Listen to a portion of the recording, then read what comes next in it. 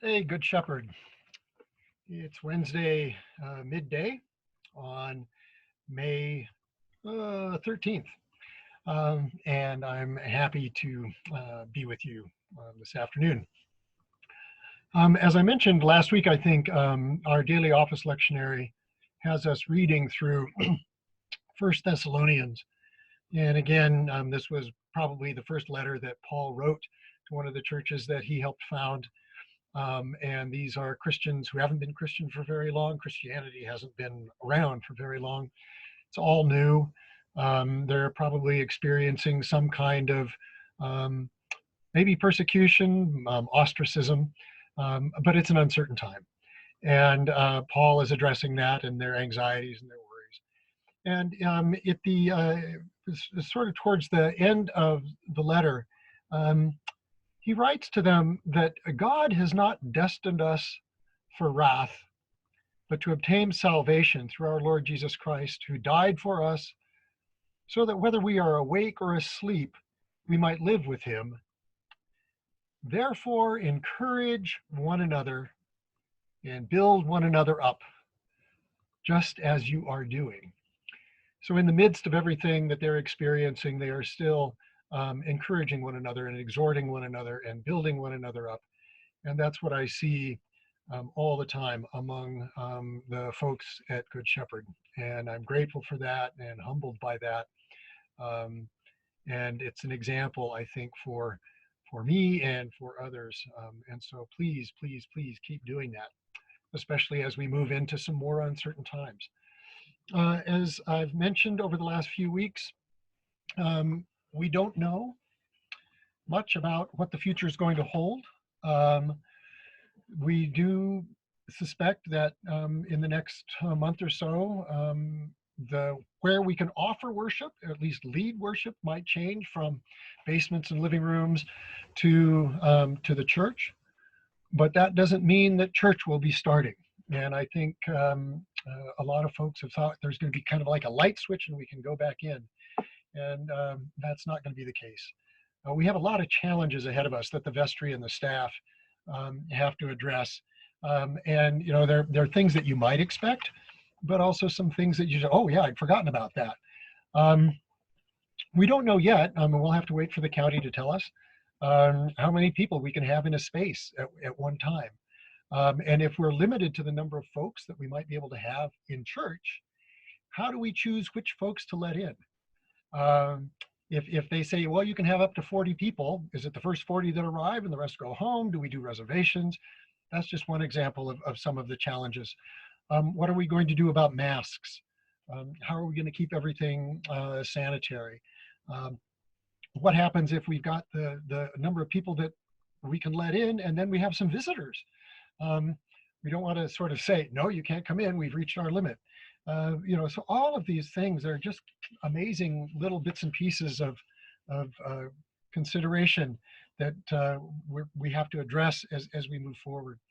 And so it's going to take a while. It just simply will take a while. And we will do everything we can to get as many people back in as we can, as quickly as we can. But that's not our mission. That's not the church's mission. Um, is to get people back into the building. The church's mission is very different than that, and we are to celebrate God's love and fellowship, and to serve and to care. And the building, being in the building, is subsidiary to those kinds of things, and we can do those without being in the building. But the considerations are, as I say, are daunting. Are we going to take everybody's temperature before they come in? All of those kinds of things, and we just don't know the answers to those. It's not simple. Um, and you know, what will we do about childcare and children's ministry, because we want the children to be safe? And how are we going to encourage children to wear masks? Are you encouraging your children to wear masks? We don't want that to all of a sudden they come to church and this strange thing happens. So we've got to consider all of those things. We've learned that singing is really problematic. Just the act of singing, because you're breathing a lot differently than you do normally. You take in more air and you expel more air with some force, which means more water droplets and all those kinds of things. The indication is that singing is not going to be happening at church. Congregational singing is not going to be happening in churches anywhere for months, maybe years, until we figure out how to handle this virus. So the impatience level is high, I know, but we're dealing with what we can at the church as we can. And while other denominations may be doing their things differently, that's not what we as Episcopalians in the Episcopal Church in Colorado are going to do. And while other churches in the diocese may do things a little differently than Good Shepherd, we're all going to be in conversation with the bishop or with the bishop's office. And again, while we may move forward in different ways, we will still move forward as Good Shepherd, as we need to, as Good Shepherd needs to. So those are some of the realities that are facing us as we move forward. That has not changed our core mission, as I mentioned before, Good Shepherd's core mission of celebrating God's love in worship and prayer and fellowship. We do that.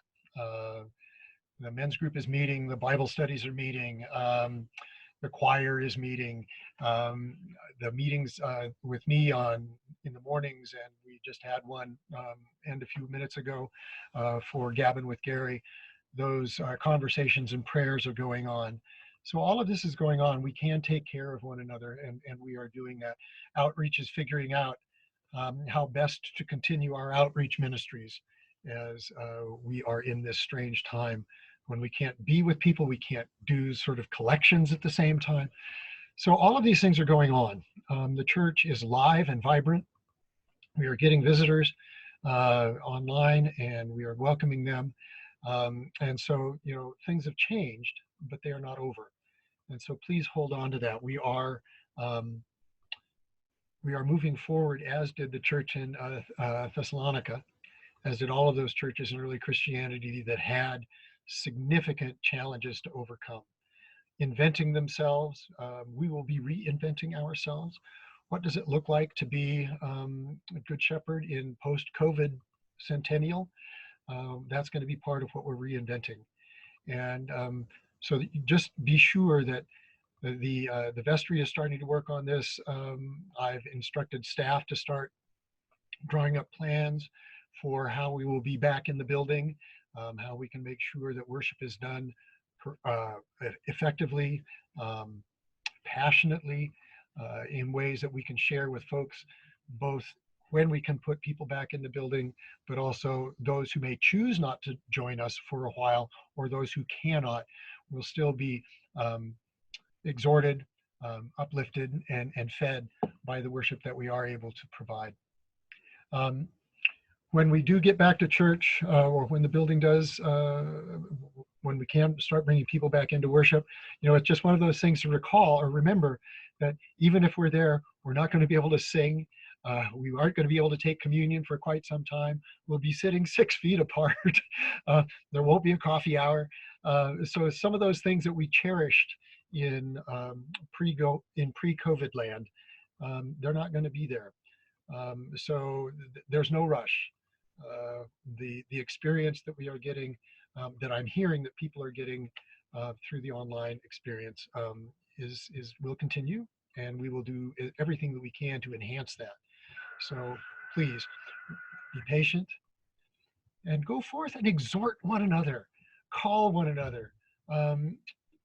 When you have an opportunity to jump online in a Zoom meeting or something like that with a committee or a group or whatever, find out how everybody's doing. Encourage one another. We're doing that well. I know that. So I would just invite you to continue to do that. We're working through this.